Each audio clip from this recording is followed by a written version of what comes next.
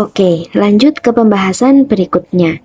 Kan tadi dikatakan bahwa semua fi'il mudhari itu pasti mu'rob, kecuali ketika dia kemasukan nun taukid ataupun nun jamak innas, dia pasti mabni. Nah, lalu apakah fi'il mudhari yang bersifat mu'rob ini terbagi menjadi beberapa bagian?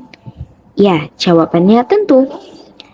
Dia terbagi menjadi 3 bagian, yaitu ada yang marfu',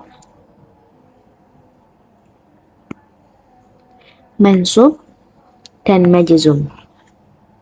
Oke, pertama yang marfu' dulu. Fi'il mudhari yang marfu' ini bisa dikatakan marfu' apabila tidak didahului, jadi dia tidak didahului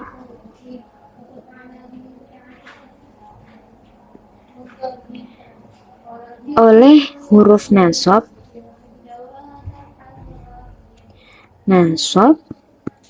ataupun jazm. Jadi dia memang murni, makanya dia kan marfu', akhirnya ditandai dengan harokat dhammah.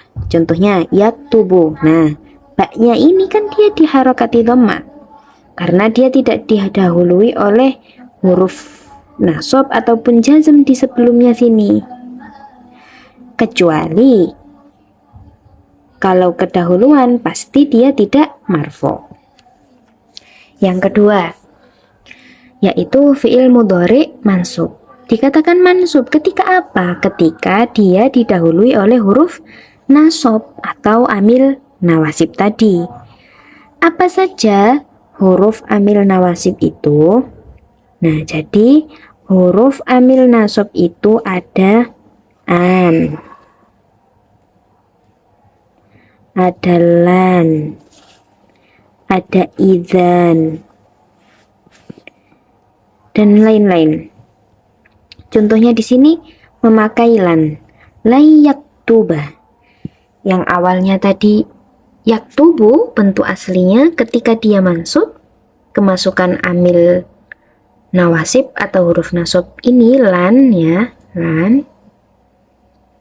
Maka harokat akhirnya dia berubah menjadi fathah. Karena memang setiap fi'il mudhari mansub ketika dia didahului oleh huruf nasab, maka harokat akhir katanya itu akan berubah menjadi fathah. Begitu juga yang majzum. Dikatakan majzum ketika dia ini didahului oleh huruf jazm, didahului huruf jazm. Nah, seperti ini ya. Contohnya apa saja huruf jazm itu? Ada yang lam, ada lamma, ada lam nahiyah,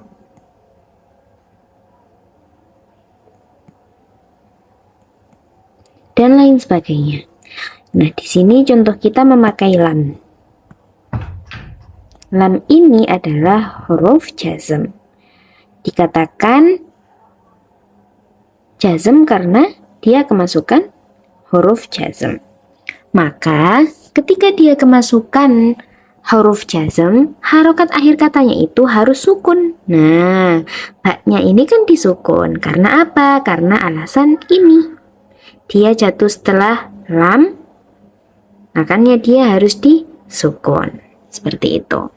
Kita masuk ke pembahasan selanjutnya, di mana yang tadi kalau di mu'rob itu kan ada yang marfu', mansub, sama majzum.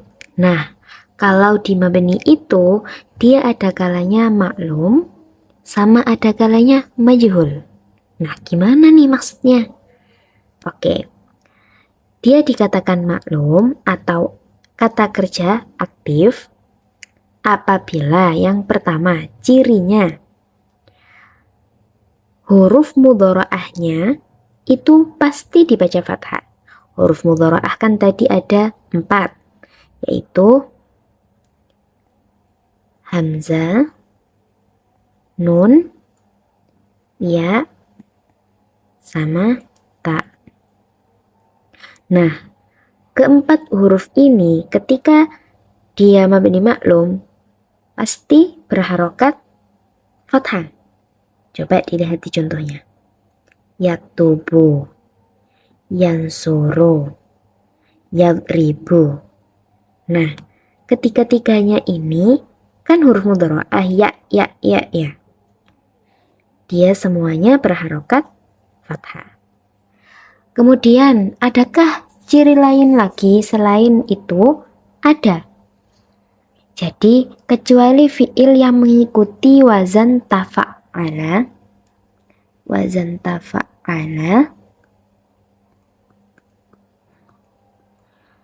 tafa'ala,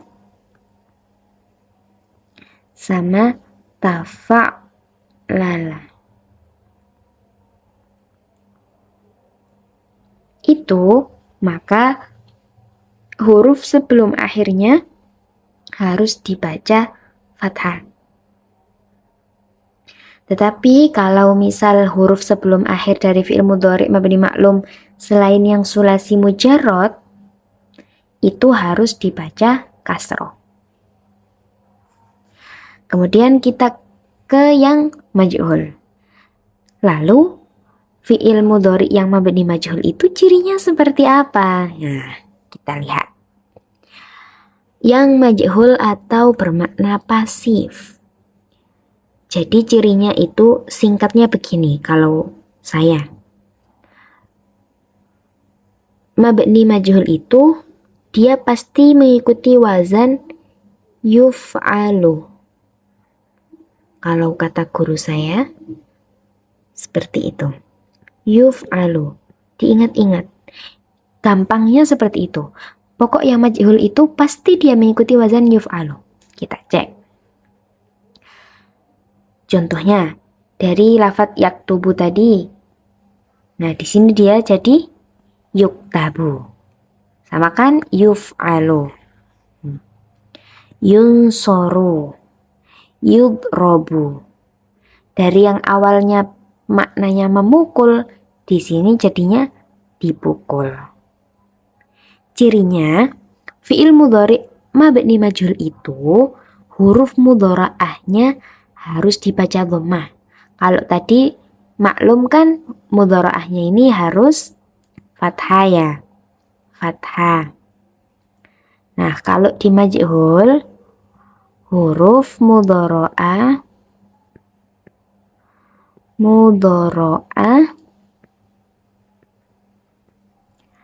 harus di dhammah. Gitu. Kemudian huruf sebelum huruf akhir ini itu harus di fathah. Nah, ini contohnya ro, so, ta. Ya kan? Itu penjelasannya. Singkatnya pastinya dia mengikuti wazan yuf'alu. Seperti itu.